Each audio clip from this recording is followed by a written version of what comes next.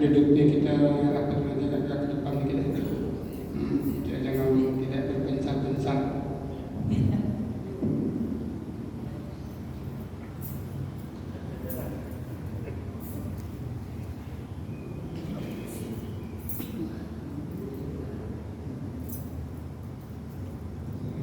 Ya, sudah jelaskan Pak. Ya, baik. Kita langsung mulai. Bismillahirrahmanirrahim. Assalamualaikum warahmatullahi wabarakatuh. Semangat ya. Ini pertemuan pertama setelah bulan Ramadan, bahkan pada haji juga. Alhamdulillahilladzi bi ni'matihi tatimmu shalihat. Khairukum man ta'allama al-Qur'ana wa 'allama. Wa asyhadu an la ilaha illallah wahdahu la syarika lah wa asyhadu anna Muhammadan abduhu wa rasuluh. Allahumma shalli wa sallim wa barik ala Muhammad wa ala alihi wa sahbihi wa man tabi'ahum bi ihsan ila yaumiddin. Amma ba'd. Pertama-tama dan terutama sekali, mari kita bersyukur kepada Allah Subhanahu wa taala atas segala limpahan rahmat dan nikmat-Nya sehingga pagi hari ini kita bisa hadir sini dalam keadaan sehat walafiat dalam rangka kita belajar bersama, dan kita doakan pada teman-teman kita yang hari ini belum bisa hadir sini, mungkin ada uzur, semoga kita bisa hadir di pertemuan selanjutnya. Selanjutnya selawat serta salam semoga selalu tercurah limpahkan kepada junjungan kita Nabi besar Muhammad sallallahu alaihi wasallam, kepada keluarganya, sahabatnya, dan sampai kepada umatnya istiqomah menjalankan syariat yang dibawa oleh beliau sampai akhir zaman. Dan mudah-mudahan kita yang hadir di sini istiqomah sampai akhir hayat kita dan berakhir dengan baik husnul khotimah. Pada hari kiamat nanti mudah-mudahan Rasulullah SAW berkenan mengaku kita sebagai umatnya dan memohon syafaat buat kita. Amin, amin ya rabbal alamin. Baik, yang saya hormati narasumber kita, Ustaz Kiai Haji Nur Fajri Ramadan LCMA. Selamat datang Ustaz. Terima kasih telah hadir. Dan Wakil Ketua PCM BJ Bidang Tarjih dan Tajdid Bapak Suwardi Asmin. Terima kasih ya Pak Suwardi. Selamat pagi, sehat. Dan juga Ketua Majelis Tarjih dan Tajdid BJ PCM BJ Ustadz Haryanto bersama Sekretaris Ustadz Lukman. Selamat datang dan terima kasih kehadirannya. Dan yang saya hormati Ketua DKM Masjid Al-Kohinoor Bapak Wahyudin beserta jajarannya, semoga sehat selalu. Amin amin ya rabbal alamin. Baik, sebelum kita masuk pada sesi pembinaan atau materi, kita akan menyaksikan penyerahan buku HPT Himpunan Putusan Tarjih jilid 3 dari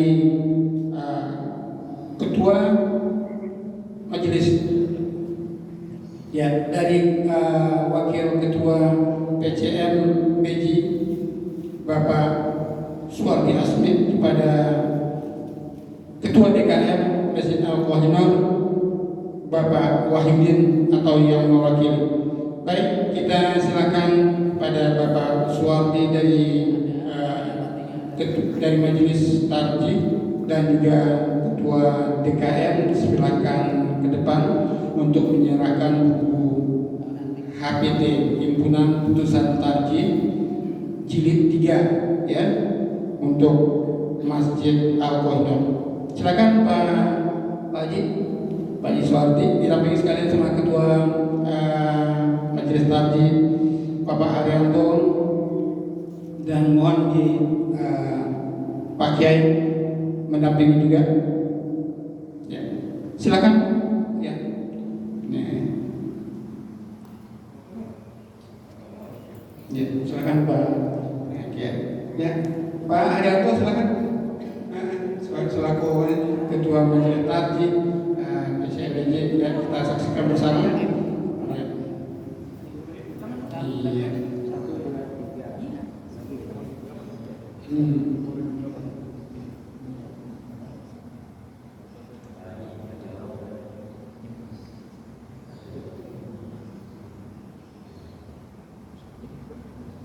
Oke.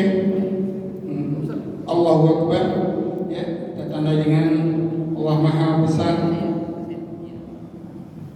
Tadi kita telah saksikan bersama penyerahan buku HPT, ya, yang mestinya kita semuanya punya untuk pedoman kita dalam mengambil keputusan dan juga untuk kita sebarkan ilmunya kepada lingkungan kita, terutama masjid. Baik, kita langsung saja masuk ke sesi pertama, yaitu sesi ini dalil-dalil yang diperselisihkan. Ini sangat penting buat kita, terutama kita semasjid. Kita sering melihat orang mungkin berbeda dengan kita cara ibadahnya, tapi kita tidak boleh langsung menyalahkan orang lain. Ya, untuk itu kita mesti ada ilmunya. Dan nanti sesi kedua itu wakaf ibtidah. Ya, ini juga sangat penting buat kita. Kenapa? Ini kita melihat peristiwa yang kemarin terjadi yang sangat hangat, ya. Bagaimana seorang jamaah protes menyalahkan imam yang padahal beliau sendiri tidak paham, tapi menyalahkan imam yang sebenarnya adalah sudah benar bacaannya dan sudah benar wakaf ibtidahnya. Dan hal ini mudah-mudahan tidak terjadi sama kita, sama lingkungan kita di masjid kita, karena lagi-lagi mereka justru membawa isu ini bukan tradisi Muhammadiyah. Masya Allah, ya, mudah-mudahan hal ini tidak terjadi. Untuk kita mari bersama-sama belajar dari kiai kita Nur Fajri Ramadan. Baik, langsung saja kita bersama mendengarkan, menyimak, dan kita catat bila perlu untuk kita sebarkan lagi nanti di masjid kita dan lingkungan kita. Pada kiai, waktu dan tempat dipersilakan. Ya, bismillahirrahmanirrahim. Assalamualaikum warahmatullahi wabarakatuh. Alhamdulillah wassalatu wassalamu ala Rasulillah wa ba'd. Para ustaz, para bapak yang saya hormati, mudah-mudahan Allah Subhanahu wa taala selalu berkahi kita. Ya Rabbal alamin. Ini sambil nunggu ada komputernya untuk menampilkan, saya sudah kirim file ke grup. Di pengajian kita kali ini ada dua sesi. Sesi pertama bahas tentang dalil-dalil yang selain Al-Quran dan Sunnah. Kemudian sesi kedua insya Allah kita bahas tentang wakaf dan ibtidah. Seperti biasa kita bergerak selesai maksimal pukul 9. Yang pertama tentang dalil-dalil selain Quran dan Sunnah. Jadi terkenal bahwa Muhammadiyah itu punya jargon apa? Ar-ruju' ilal kitab wa sunnah. Ar-ruju' ilal kitab wa sunnah. Kembali kepada Quran dan Sunnah, gitu ya. Nah, kemudian itu jadi bahan diskusi. Ada yang bilang, apa berarti kita selama ini meninggalkan Quran dan Sunnah sampai harus kembali ke Quran dan Sunnah? Respon kedua, lah memang dalil cuma Quran dan Sunnah. Nah, gitu ya. Nah, ini dua tanggapan yang terjadi. Jadi ajakan kembali kepada Quran dan Sunnah itu ajakan yang ada di dalam Al-Quran Al-Karim. Surat An-Nisa ayat 59, Allah Subhanahu wa taala firmankan, ya ayyuhalladzina amanu atiiullaha wa atiiur rasulah wa ulil amri minkum. Wahai orang beriman, taatilah Allah, taatilah Rasul dan ulil amri di antara kalian. Ulil amri dalam tafsir Al-Manar dijelaskan maknanya adalah umara dan ulama. Umara dan ulama. Ulil amri, apa siapa ulil amri? Umara dan ulama, pemimpin politik dan pemimpin keagamaan. Kira-kira itu gambaran kasar. Walaupun kita tentu tidak membedakan agama dan politik sebagaimana paham sekulerisme.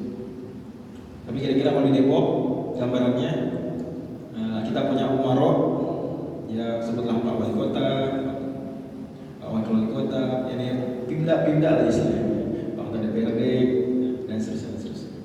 Itu umaro. Kita juga punya ulama, Ketua MUI Depok, Ketua mungkin LBM NU, Ketua Majelis Tarjih Depok, ya dan Muhammadiyah, gitu kan, seperti itu kira-kira. Jadi umaro dan ulama. Tapi menariknya coba diperhatikan di surat An-Nisa tersebut, Allah bilang atiqullaha, taatilah Allah, wa atiqur rasul, Allah ulang lagi, dan taatilah rasul. Wa ulil amri minkum, dan ulil amri. Siapa tadi ulil amri? Umaro dan ulama. Ya, ingat ya. Ulil amri siapa ulil amri? Umaro dan ulama. Kalau konteks Indonesia berarti presiden, ketua MK, ketua DPR, ketua MPR. Kan di Indonesia begitu ya. Presiden itu nggak mutlak tertinggi kan. Ya, dia hanya satu dari lembaga-lembaga tinggi negara. Kan penting untuk kita juga nggak cuma presiden, ulil amri, ketua DPR, ketua MPR juga sama. Dan ulama, ya siapa ulama tadi? Ya sebutlah Majelis Tarjih Pusat, Muhammadiyah, ketua lembaga bahasa Masail, MUI, ketua MUI dan seterusnya, ya, seperti itu. Nah, tapi Allah tidak mengulang kata atiku, dikata ulil amri. Allah ulang kata atiku, atiullah, terus apa? Wa atiur rasul, diulang atiku lagi, yang kedua. Yang ketiga enggak? Wa ulil amri. Kalau kita pikir, dan ini kata para penafsir, misalnya Ibnu Katsir, dalam tafsir Ibnu Katsir dijelaskan Allah Subhanahu wa taala bisa aja sebenarnya mengucapkan atiku cuma sekali. Ya ayyuhalladzina amanu atiullaha war rasulah wa ulil amri minkum. Selesai, sama artinya. Taatilah Allah, Rasul dan ulil amri. Tapi Allah enggak bilang gitu. Allah bilang taatilah Allah, terus taatilah Rasul, pakai atiku lagi diperjelas. Tapi ulil amri enggak. Kata beliau berarti ketaatan kita terhadap ulil amri, ulama dan umaro itu bergantung kepada taat Allah dan taat Rasul. Taatnya nggak mutlak. Sehingga bisa aja berarti ulama dan umaro secara perorangan bisa menyelisihi Quran dan Sunnah, bisa nggak cocok dengan Quran dan Sunnah, bisa. Umpama kalau ada umaro ulil amri yang ingin bikin kasino, buka pub di Depok misalnya, sesuai kan dengan Quran dan Sunnah? Ya kagak. Maka kita tidak wajib taat. La ta'ata li makhluqin fi ma'siyatil khaliq, hadis yang diriwayatkan Imam Bukhari. Tidak wajib taat dalam maksiat, tidak boleh, bahkan tidak wajib, tidak boleh taat dalam maksiat. Kemudian Allah lanjutkan, fa in tanaza'tum fi syai'in farudduhu ila Allahi war rasul in kuntum tu'minuna billahi wal yawmil akhir. Allah Subhanahu wa taala, kalau kalian kemudian berselisih pendapat, kembalikanlah farudduhu ila Allahi war rasul, kembalikan ke Allah dan Rasul. Apa yang kurang? Tadi kan disuruhnya taatilah Allah, taatilah Rasul dan ulil amri. Kalau berbeda pendapat, kembalikanlah kepada Allah dan Rasul. Kurang apa tuh? Amri. Kalau beda pendapat, Allah bilang kembali kepada Quran dan Sunnah, Allah dan Rasul. Nah, maksudnya adalah ketika ulil amri sendiri beda pendapat, sesama ulama beda pendapat, rakyat yang umar beda pendapat, siapa kemudian yang jadi rujukan? Kemana kita merujuk? Cari pembenaran, cari kebenaran. Quran dan Sunnah. Jadi kata-kata kembali pada Quran dan Sunnah itu ajakan Quran. Itu maksudnya. Sehingga dari sini kita ngerti poin pertama kritikannya, kata Muhammadiyah kembali pada Quran dan Sunnah. Emang selama ini kita ninggalin Quran dan Sunnah? Jawabannya bukan maksud kembali pada Quran dan Sunnah itu bagi orang yang ninggalin Quran dan Sunnah, bukan. Tapi maksudnya bahwa kalau kita beda pendapat, maka mari kita kembali kepada Quran dan Sunnah. Pun ini jawaban B, 1A tadi, 1B pun kita nggak bisa bilang bahwa apa yang semua di masyarakat sesuai dengan Quran dan Sunnah. Coba Depok sekarang, apa semua di masyarakat sesuai dengan Quran dan Sunnah? Semuanya?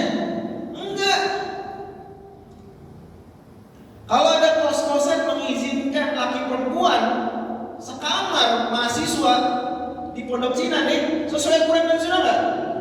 Masih sesuai.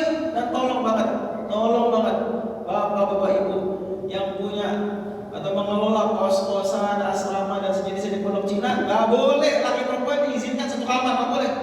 Kecuali kalau punya surat nikah atau buku nikah, baru boleh lah. Kalau nggak boleh, haram. Tapi ada, kenyataannya ada. Jadi berita bahkan malah ikut apa belum terbetin. Bahkan malah melindungi sebenarnya, malah melindungi Gunadarma dan sekitar. Ya, jadi berita tuh belum lama, sekitar sebulan lalu di situs terkenal, viral. Bahasanya nggak enak banget. Ya, tapi di sisi lain terlepas dari media tersebut berlebihan menggunakan bahasanya, menggambarkannya. Tapi kita orang Depok dan orang yang tahu pocin ya patut evaluasi diri. Itu berarti nggak sesuai Quran dan Sunnah. Makanya kita ajak masyarakat kembali pada Quran dan Sunnah. Jadi kenyataannya Anda sendiri menyelisihi apa?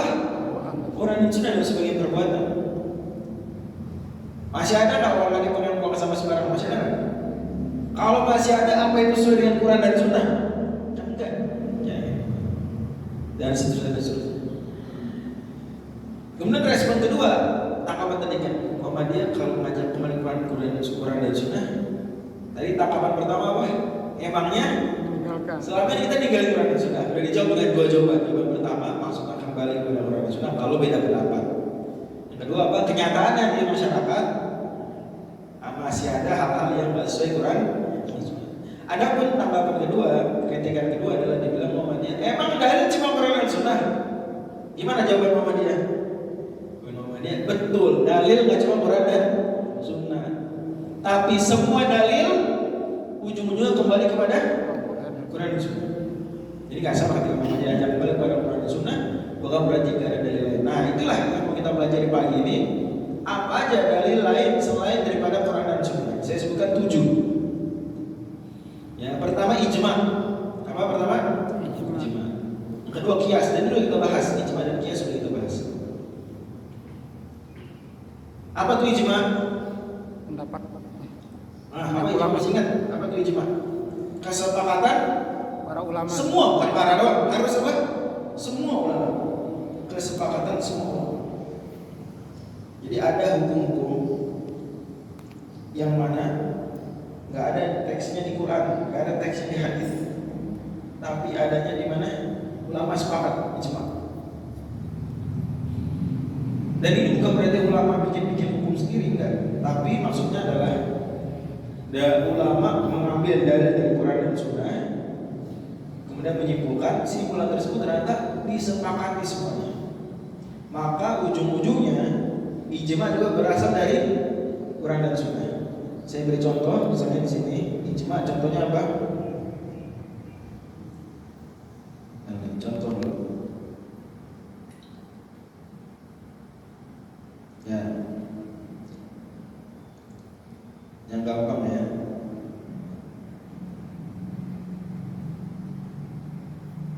Ini aja nih. Jahar dalam sholat subuh dan 2 rakaat sholat maghrib dan sholat isya, sir pada sholat zuhur dan asar rakaat ketiga. Ini yang biasa kita amalin. Kalau zuhur, asar imamnya apa? Jahar. Kalau maghrib imamnya zuhur dan asar imamnya sir. 4 rakaat sir. Kalau maghrib 2 rakaat jahar, 1 rakaat sir. Ya, yang gitulah. Isya 2 rakaat jahar, 1 rakaat sir. Subuh 2 rakaat sir. Apa dalilnya? Nah, di sunnah ada menjelaskan itu, tapi nggak eksplisit, nggak serinci itu. Ulama kemudian memperjelas. Nah, penjelasan ulama ini disepakati. Maka jadilah siapa yang sholat zuhurnya jahar jamaah, fix dia salah. Walaupun tetap sah sholatnya ya, tapi dia salah. Ini menyelisih sunnah. Nggak bisa bikin pendapat lagi. Contoh lain misalnya saya nggak cantumin, perempuan nifas nggak boleh sholat, nggak boleh puasa. Apa dalilnya? Nggak ada eksplisit. Yang ada dalilnya perempuan haid.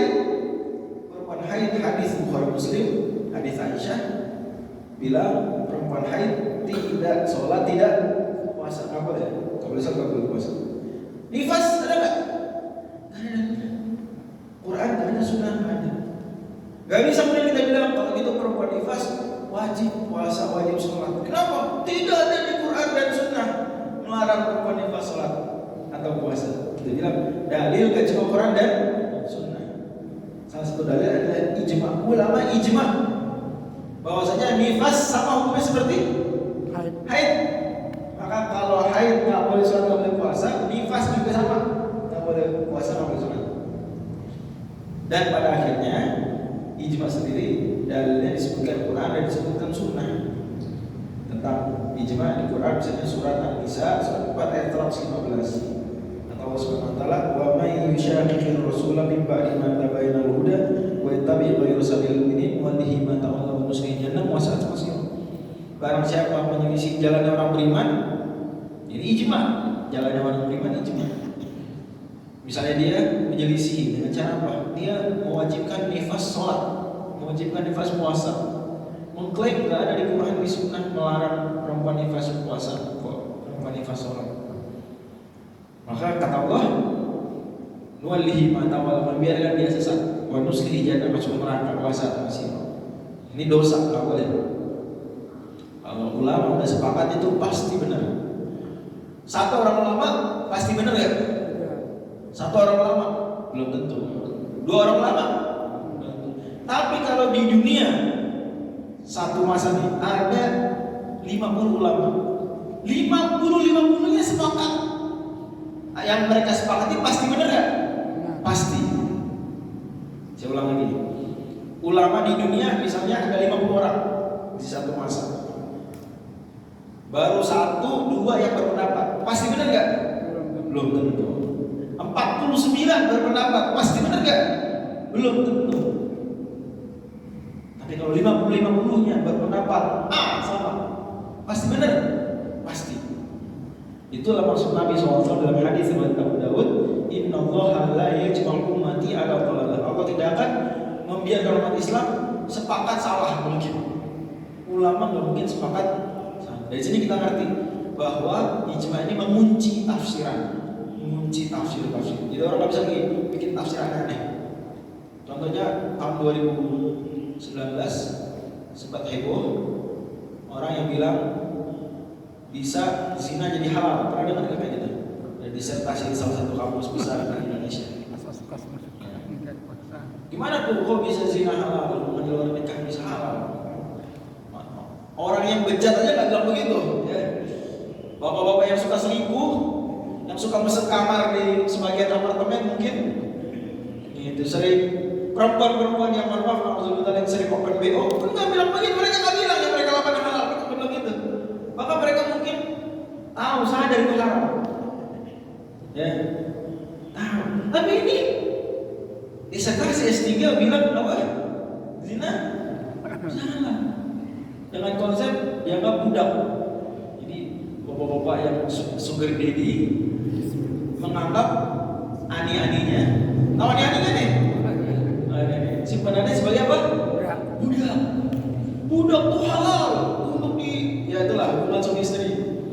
Qala Allah Ta'ala illa ala azwajihim aw ma malakat aymanuhum fa innahum ghairu malumin. Mantap deh semua. Tapi saya salah. Kenapa? Ulama sepakat ijma bahwa orang nggak bisa jadi budak hanya karena mau, nggak bisa. Udah nafsu. Nggak bisa. Misalnya contoh, ada perempuan yang selingkuhan si pernah bilang, aku budakmu wahai Tuhan. Nggak bisa nggak jadi budak. Jadi nggak bisa jadi budak karena apa? Suka sama suka, nggak bisa. Walaupun anak muda bilang budak cinta, bucin. Tapi kalau syariat nggak sebut budak. Hati-hati. Apa dalilnya? Memang nggak ada eksplisit Quran, Sunnah nggak ada. Tapi sepakat kalau ijma. Nggak bisa lagi. Jadi disertasi tersebut mungkin benar apa pasti salah? Pasti salah. Pasti salah. Enaknya gitu, enak. Apa dalam Islam ini? Kalau ulama pendapat ada itu baru, itu ada dua kemungkinan. Dia udah ada kesepakatan ulama lebih dulu, atau ulama beda pendapat. Itu aja. Kalau ulama beda pendapat, masih mungkin benar. Masih mungkin benar. Tapi kalau ulama udah sepakat, pasti salah. Kalau beda. Nah, gitu ya. Jadi mengerti nih. Kalau ulama, misalnya contoh, kita lihatlah ada bahasan-bahasan di internet, pakai cadar wajib atau enggak. Diskusi aja silakan. Beda pendapat. Di HPT udah jelas ya, memang ada beda pendapat. Jadi bukan di HPT, di fatwa tarji di jilid 5 dan jilid 7 disebutin. Ulama beda pendapat, ada yang mewajibkan, ada. Madzhab Syafi'i, madzhab Hanbali mewajibkan untuk wajib. Muhammadiyah pegang pendapat itu tidak apa? Tidak wajib. Yang mana yang pasti benar? Tidak ada. Ada yang pasti benar. Yang ada cuma kemungkinan besar benar. Itulah yang ditarjih Muhammadiyah. Kemungkinan besar ini yang benar. Tapi kalau ada yang bilang pakai jilbab memang gak wajib. Nah, mungkin benar gak? Dia bilang jilbab memang gak wajib. Rambut gak apa, leher kelihatan gak apa, sebagian atas ini ke dada gak apa kelihatan. Mungkin benar gak? Salah. Gak mungkin benar. Pasti salah. Karena ulama sepakat bahwa leher ini bagi perempuan apa? Aurat. Rambut nih aurat, sepakat. Beda pendapatnya misalnya kaki. Madzhab Hanafi bilang kaki perempuan bukan aurat, tapi kaki yang maksudnya yang wudu sampai mata kaki ya. Jangan kaki apa ya? Apa sekali ya. Sampai tempat wudu mata kaki. Kata madzhab Hanafi itu bukan aurat. Jadi kalau perempuan nggak pakai kaos kaki, menurut madzhab Hanafi dosa. Tapi jumhur mayoritas termasuk Muhammadiyah wajib tuh karena aurat tuh kaki. Makanya juga kita ingat di Ibu Aisyah, kakak-kakak NA, ya, teman-teman di Mawati dan di Mawati, nggak boleh keluar rumah nggak pakai kaos kaki. Kaos kaki karena kaki apa? Aurat. Tapi mazhab Hanafi pasti salah kan? Enggak. Bisa jadi dia yang ternyata benar. Dan ini dari sini kita ngerti bahwa kalau ulama beda pendapat, kita nggak bisa memastikan mana yang benar, mana yang salah. Kita cuma bisa menduga kuat. Itulah yang kita ikuti. Tapi kalau jelas-jelas melawan kesepakatan ulama, misalnya apa? Bilang sholat subuh hukumnya sunnah, mungkin benar nggak? Pasti salah. Pasti salah. Meskipun yang ngomong Ustaz, Habib Kiai Gus apa? Menurut saya kata dia, setelah saya kaji Quran dan Sunnah, sholat subuh hukumnya sunnah aja, nggak wajib, sunnah aja. Nah gimana nih? Pasti benar? Mungkin benar? Pasti salah. Jadi ijma itu pentingnya di situ. Karena kalau ulama sepakat, mengunci dia. Dan ini ada beberapa hukum yang disepakati ulama. Misalnya apa? Penulisan mushaf di zaman di zaman sahabat itu udah ijma dan seterusnya.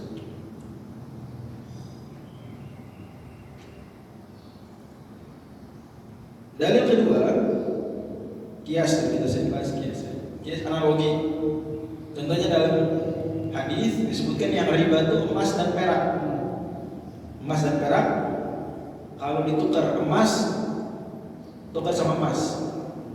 Misalnya emas batangan 5 gram mau ditukar sama emas kecil-kecil 1 gram 1 gram, maka emasnya masih sama-sama berapa gram? 5 gram. Nggak boleh beda. Meskipun yang satu gede, yang satu kecil, dan nggak bisa. Harus 5 gram.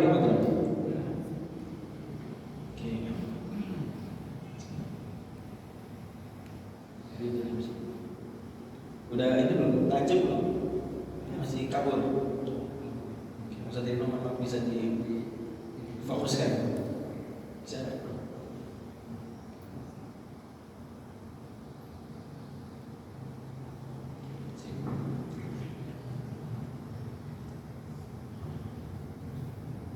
Nah, jadi emas sama emas mesti sama kalau itu. Kalau emas sama perak harus sama nggak? Nggak harus sama. Bisa sama, bisa beda, terserah. Boleh tukar emas 5 gram dengan perak 5 gram, boleh nggak? Boleh nggak? Tidak. 5 gram emas tukar sama perak 5 gram, boleh nggak? Boleh nggak aja kalau mau. Boleh aja. Boleh nggak? Boleh. Tapi harus nggak? Harus. Nggak riba. Cuma kalau emas sama perak syaratnya tetap ada satu, yaitu harus sama-sama kontan. Ini udah sering dibahas ya. Jadi kalau emas sama emas syaratnya dua biar gak riba, sama-sama kuantitasnya dan kontan, jadi tukar nggak tertunda.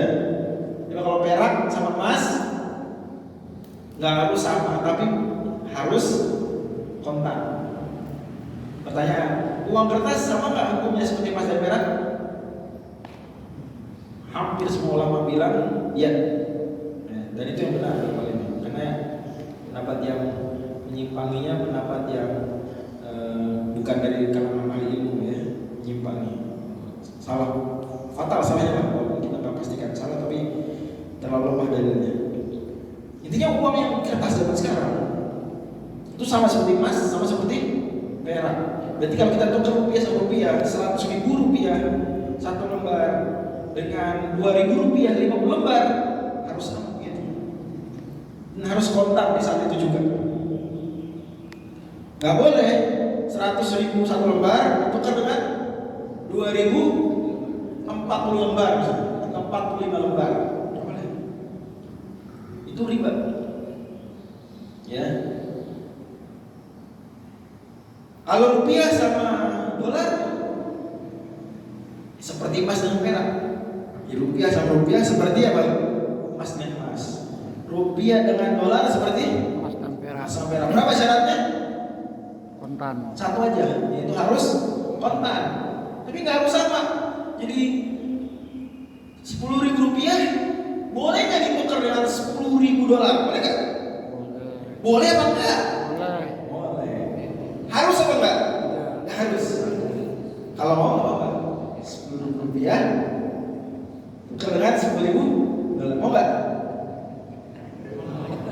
Saya kasih 10.000 rupiah aja nih. Kalau mau nggak mau, kalau sepakat boleh, tapi wajib enggak. Kenapa? Karena rupiah dengan dolar seperti emas dengan perak, sama-sama duit, tapi beda. Ini ya. Mesti dipecat-pecat, 5 detik sekali tadi. Tapi rupiah dengan dolar karena nggak harus sama kuantitasnya, tapi harus kontan. Artinya nggak boleh kita 10.000 misalnya 1 juta rupiah dapat berapa dolar kira-kira? Dapat 20 dolar misalnya ya.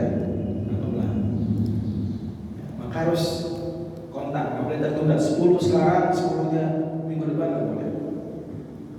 Atau rupiah sekarang, dolarnya minggu depan ya Pak? Nggak boleh. Harus rupiah sekarang, dolar sekarang. Tapi nggak bisa. Nah, apa dalilnya bahwa uang kertas itu sama seperti emas dan perak? Quran, Sunnah, Ijma itu enggak? Apa dalilnya? Kias. Apa namanya?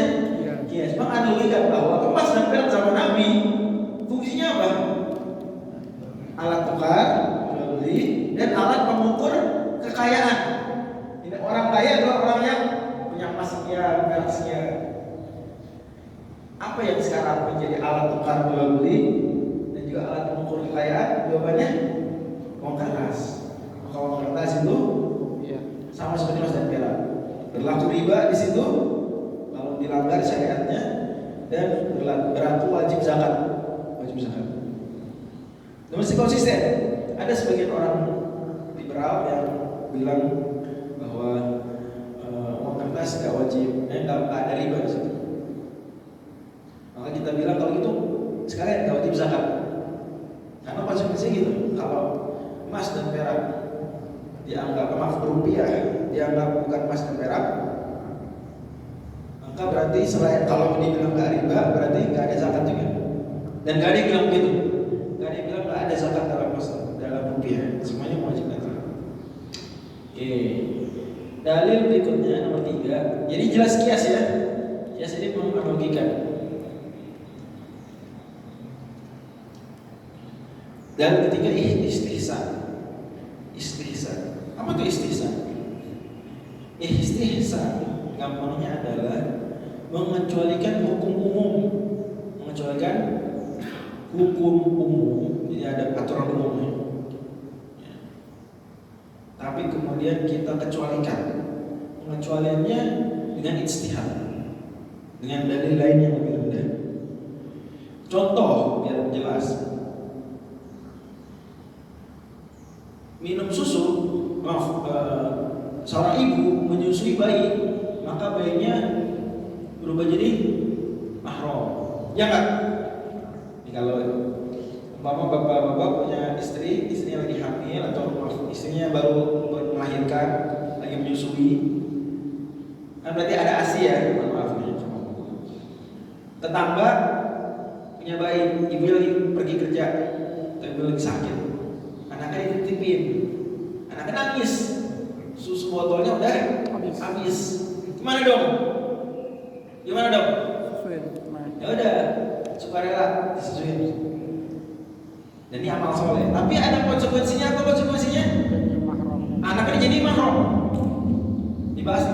Kenapa? Apa hikmahnya? Karena ASI itu sebenarnya darah. Bapak-bapak pernah nyimpan ASI ini, jadi kayak darah kan? Ini gitu. Di Quran juga ada Allah nyebut susu sapi itu min baini farthin wa damin labanan khalisan sa'ilun lisyaribin. Susu sapi itu asalnya darah. Cuma Allah jernihkan halal buat kita minum. Pertanyaan muncul, kalau bayi dikasih ASI jadi mahram, kalau orang kita transfusi darah jadi mahram enggak? Paham nih isunya nih? Jadi mahram? Enggak. Nah, dijawab sini. Dia keharaman perkawinan karena hubungan keluarga untuk hubungan perkawinan dan seterusnya, dan karena hubungan sesuatu itu ada Quran dan Sunnah. Transfusi darah boleh dengan bentuk istihsan karena dia dikecualikan aslinya. Itu seperti nyusuin, tapi dikecualikan. Kenapa? Karena yang diserahkan bukan berbentuk susu tapi sudah jadi apa? Sudah darah, bukan susu. Dia bukan bentuk susu tapi darah. Yang sandarannya maslahatnya tidak mengakibatkan perubahan hubungan hukum antara pendonor dan penerima, sehingga antara A dengan B tidak dilarang melakukan perkawinan. Jadi gak jadi mahram. Jadi menyimpangnya antara hukum aslinya. Kalau ASI saja membuat mahram, transfer darah membuat mahram, ngasih darah langsung ada hubungan darah berarti kan? Tapi disimpangi enggak gitu. Karena ini beda. Nah, menyimpangkan tersebut namanya apa? Istihsan, mengecualikan dari aturan umum. Contoh yang paling terkenal dalam buku-buku fikih klasik, contoh istihsan adalah berenang. Kita kalau ke warnet, masih ingat warnet nggak? Masih ingat ya? Mungkin udah nggak ada lagi warnet. Dulu di Pocin banyak warnet. Saya jadi masuk itu 6 kali tahun 2009 di Kukusan, di Pocin masih ada warnet banyak. Kalau jadi tugas ke warnet. Bukan buat main game, memang tugas kan ya. Saya waktu itu nggak punya laptop. Banyak mahasiswa juga nggak punya laptop. Bahkan kalau punya juga nggak ada internet. Jadi sekalian ke warnet. Di warnet kalau kita sejam, misalnya berapa? Anggaplah 5.000, 2 jam 10.000 dan seterusnya.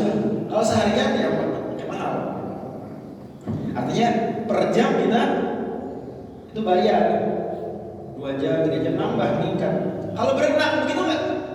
Enggak. Mau dari pagi sampai sore. Masih ingat terakhir berenang kapan? Masuk berenang. Bayar berapa masuk berenang? Misalnya bayar 20.000 misalnya. Sejam bayar 20.000. 2 jam? Semuanya. Sama 20.000. 3 jam? Seharian? Dari buka sampai tutup? Sama.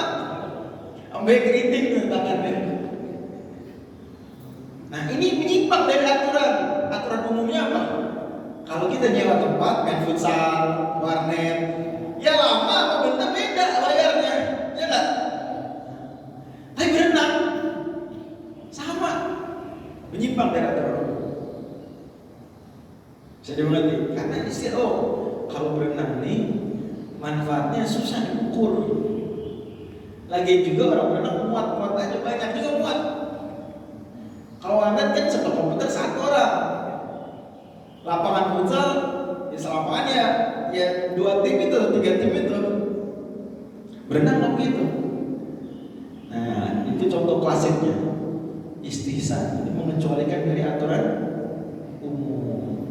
Padahal normalnya harusnya kalau kita nyewa tempat makin lama gimana?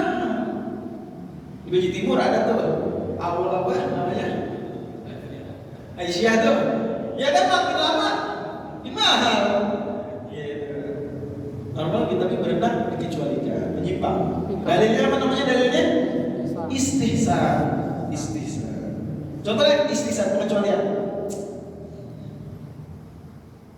Kita kalau nyebutin salahnya orang, jeleknya orang, nggak boleh. Namanya apa?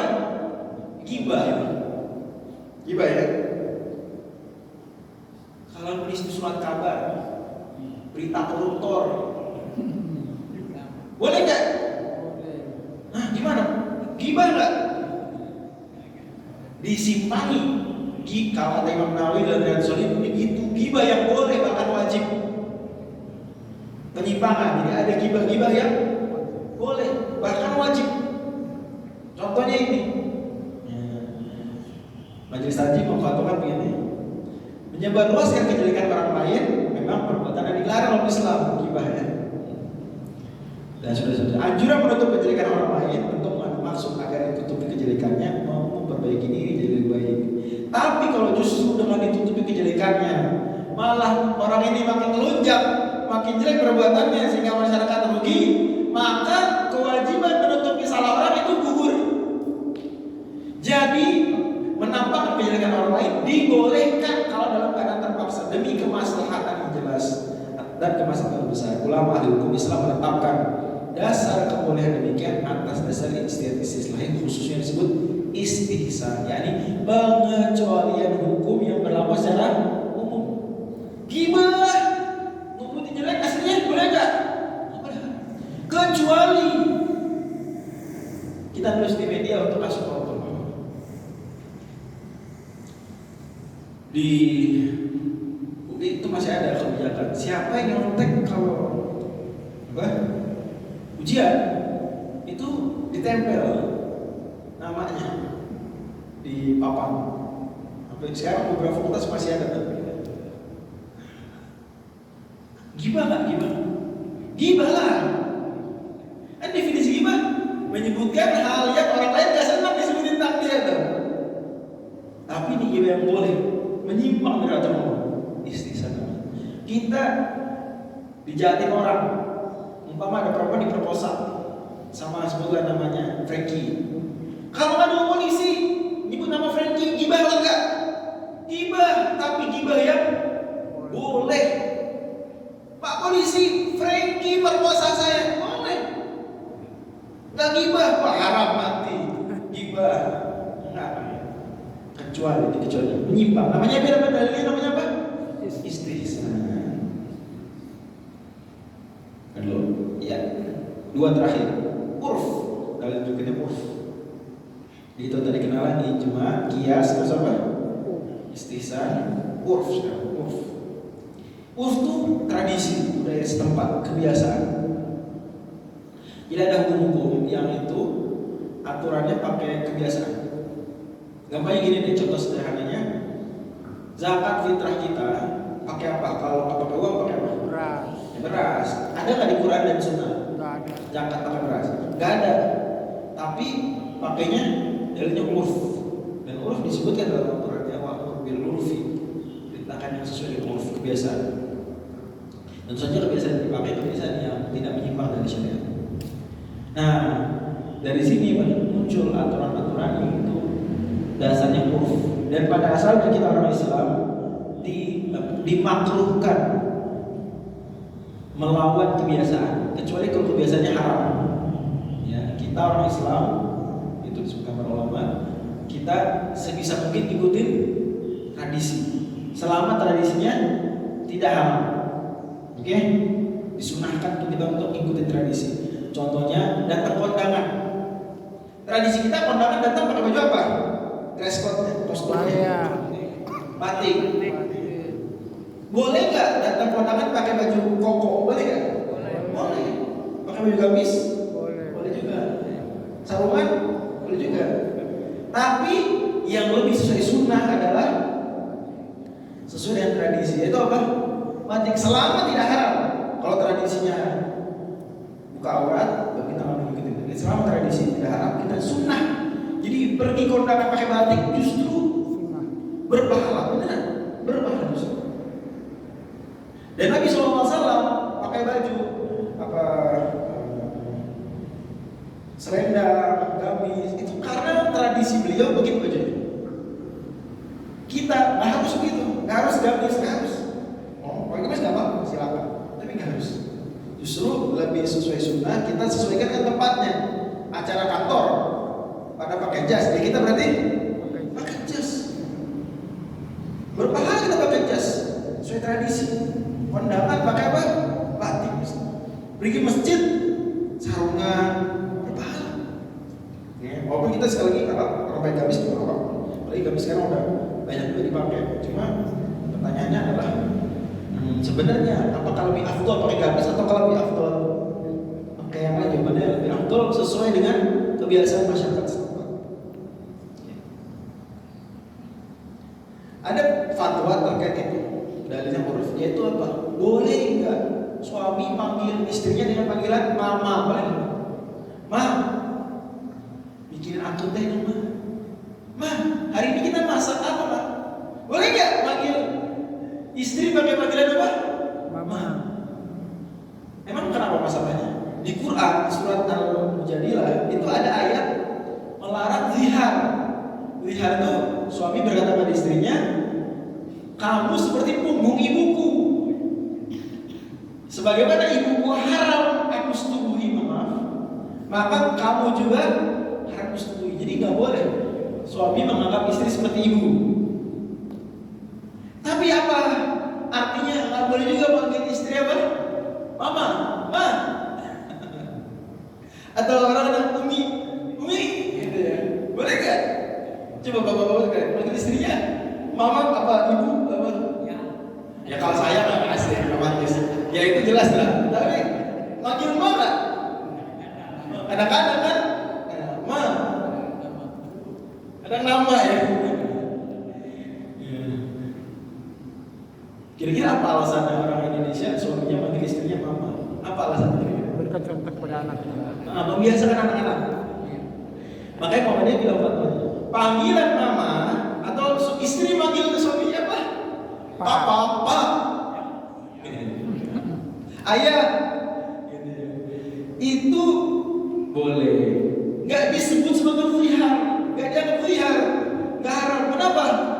Karena dalam urf Indonesia suami manggil istri mama bukan artinya menganggap istrinya itu mamanya, bukan. Tapi maksudnya membiasakan anak-anak. Paham ya? Memang kayak kita manggil adik kita kadang udah gede ya, tante, ya kan? Kenapa mau manggil adik kita tante? Biar anak-anaknya manggil tante juga. No, minta sama om, minta sama encing gitu. Padahal itu adik kita. Dulu manggilin nama, sekarang manggil tante, om. Biasakan.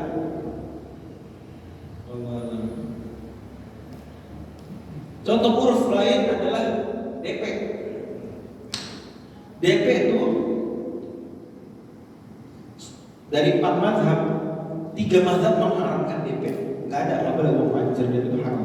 Termasuk mazhab Syafi'i, DP itu nggak boleh. Karena itu apa yang dibeli? DP itu apa yang dibeli? Transaksi atas apaan itu? Kata para ulama, mayoritasnya yang membolehkan mazhab Hanbali.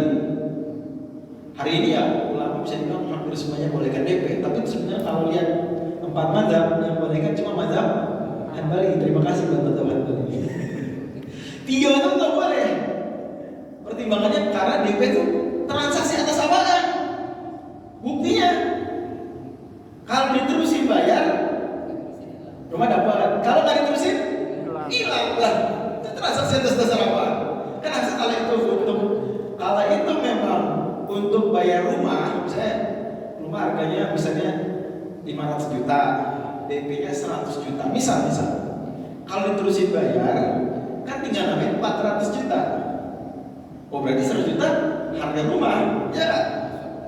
Masuk harga rumah. Tapi kalau nggak jadi beli, hilang loh. Katanya harga rumah.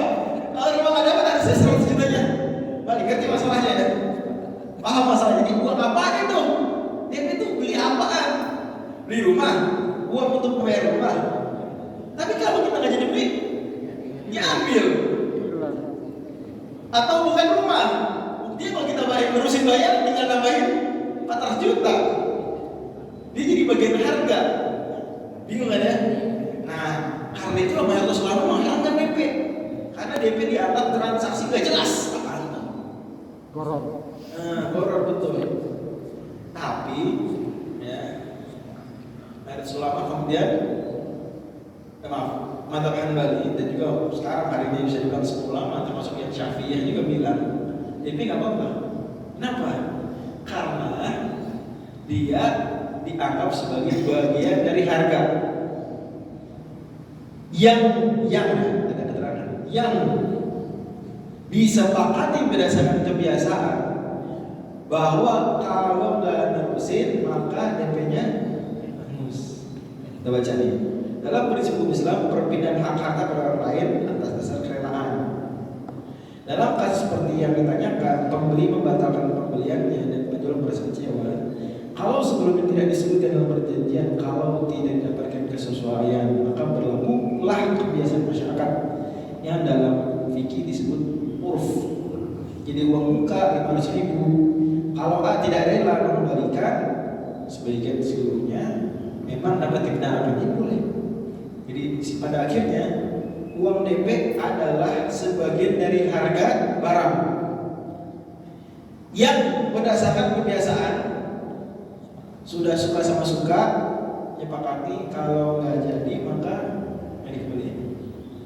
Dan dia pada akhirnya punya fungsi lain, yaitu membeli hak prioritas. Membeli apa? Hak prioritas. Siapa yang lebih kita kedepankan kita menjual? Yang udah bayar DP apa yang belum? Yang udah bayar DP. Saya ingat waktu pertama kali ngekos di Kutek, bayar uang panjer dulu. Saya pertama kali mendengar istilah panjer. Orang Depok bilang panjer loh. Saya bilang DP. Tapi ibunya bilangnya uang panjer. Ya udah deh. Uang panjer. Terakhir satu zariah. Dari satu zariah itu adalah menyumbat jalan menuju kerusakan. Jadi ada satu perbuatan ini yang haram, tapi kita nggak lakukan, kita larang karena khawatir apa? Membawa kepada haram. Contoh, dulu nih, tapi dulu udah nggak berlaku. Dulu haram fatwa, putusan Muhammadiyah, seluruh orang ulama Muhammadiyah di Indonesia sepakat dulu ya, bahwa foto Kiai Mandala nggak boleh dipajang. Dulu tuh. Pertimbangannya apa? Sadul zariah. Tindakan preventif. Khawatir nanti warga Muhammadiyah terjerumus kepada apa? Mengkultuskan Kiai Mandala. Nanti nyembah doa depan Kiai Mandala. Dan itu ada kalangan tertentu yang kalau doa tuh foto apa? Kiainya atau habibnya atau gusnya atau gurunya tuh atau ulama syekhnya tuh di depan dia. Ini nggak disetujui Muhammadiyah. Nah, jadi dulu sempat putusannya adalah foto Kiai Mandala nggak boleh dipajang di sekolah, di kampus, di kantor PCM, PDP, kan nggak boleh. Khawatir apa? Jadinya memutuskan. Sebenarnya pajang foto boleh banget, boleh. Tapi karena khawatir membawa kepada apa? Perbuatan yang buruk dilarang. Nah, melarang satu perbuatan halal karena khawatir efek jangka panjang yang buruk, itu namanya apa? Dalilnya saddu zari'ah. Apa namanya? Saddu zari'ah. Langkah preventif. Tapi ini pada akhirnya diralat putusan ini dengan putusan yang baru bahwa boleh nggak apa-apa. Karena masyarakat Indonesia sudah beralih. Ini awal-awal merdeka atau era kemerdekaan, sebelum merdeka yang masih penjajahan, memang masyarakat Indonesia banyak banget yang berlebihan ya terhadap foto terhadap tokoh gitu ya. Tapi sekarang udah berkurang ya, makanya ini boleh. Contoh lain, melarang laki-laki Muslim nikah sama perempuan Kristen, perempuan Yahudi. Nah, ini isu penting ya. Yang kita kenal selama ini, kita ketahui, boleh nggak nikah sama perempuan Kristen? Boleh. Perempuan Yahudi boleh. Istilahnya perempuan ahli kitab. Kan di Quran gitu, surat Al-Maidah 5. Wal muhsanatu minal ladzina utul kitaba min qablikum. Tapi fatwa MUI juga pendapat Muhammadiyah haram juga nikah dengan perempuan Yahudi atau perempuan Kristen. Apa pertimbangannya? Ini nih, satu tadi. Tidak akan pencegahan. Memang nikah sama perempuan Kristen boleh, aslinya boleh. Tapi khawatir, apa khawatirnya? Nanti anaknya Sulit. diajak ke gereja, bukan yang ke pengajian takjil. Minggu hari Muhammadiyah, melipirnya ke gereja. Repot kan?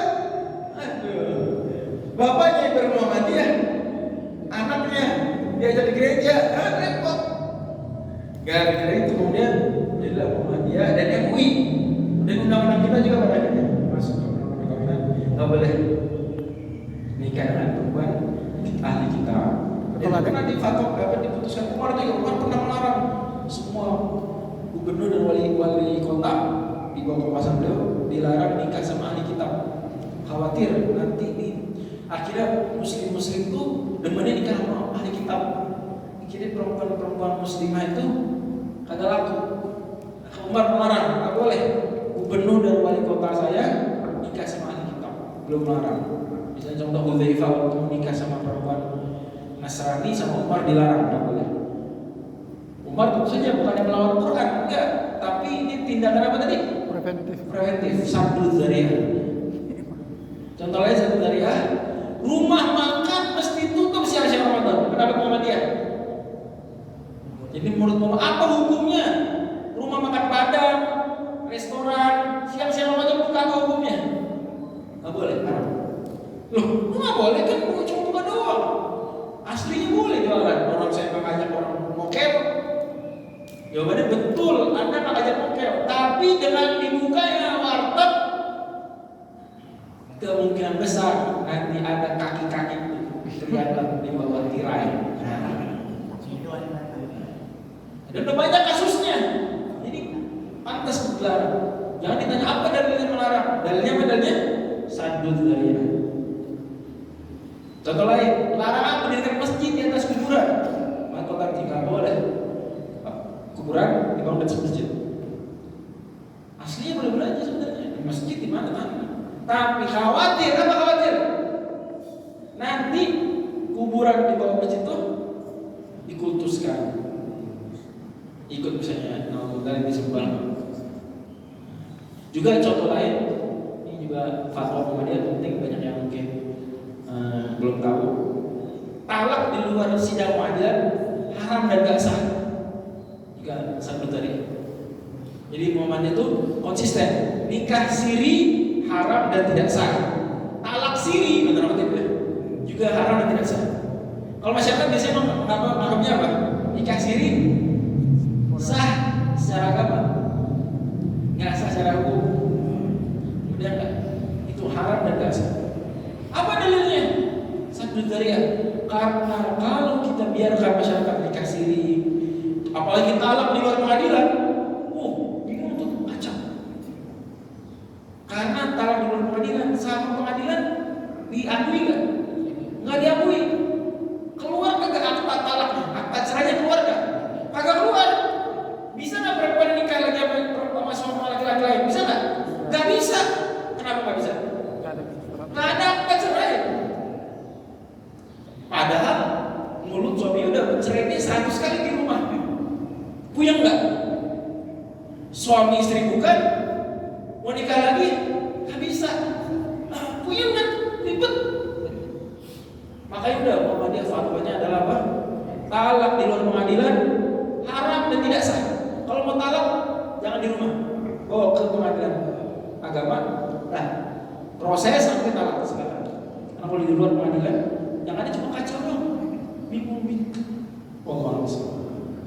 Barangkali bisa kita pelajari. Jadi kesimpulannya adalah bahwa dalam fikih dalil nggak cuma Quran dan Sunnah, tapi ada 7 dalil lainnya. Apa aja? Ijma, qiyas, maslahat musawarah, istisna, saddu dzari'ah, uruf dan fatwa sahabat. Insyaallah tentang masalah musawarah dan fatwa sahabat kita bahas di pertemuan mendatang. Mungkin 2 bulan lagi insyaallah. Sampai kita break dulu. Sekarang 8.30. Pas pas ya. Kita break 5 menit ya. Masuk lagi 8.35. Assalamualaikum warahmatullahi wabarakatuh.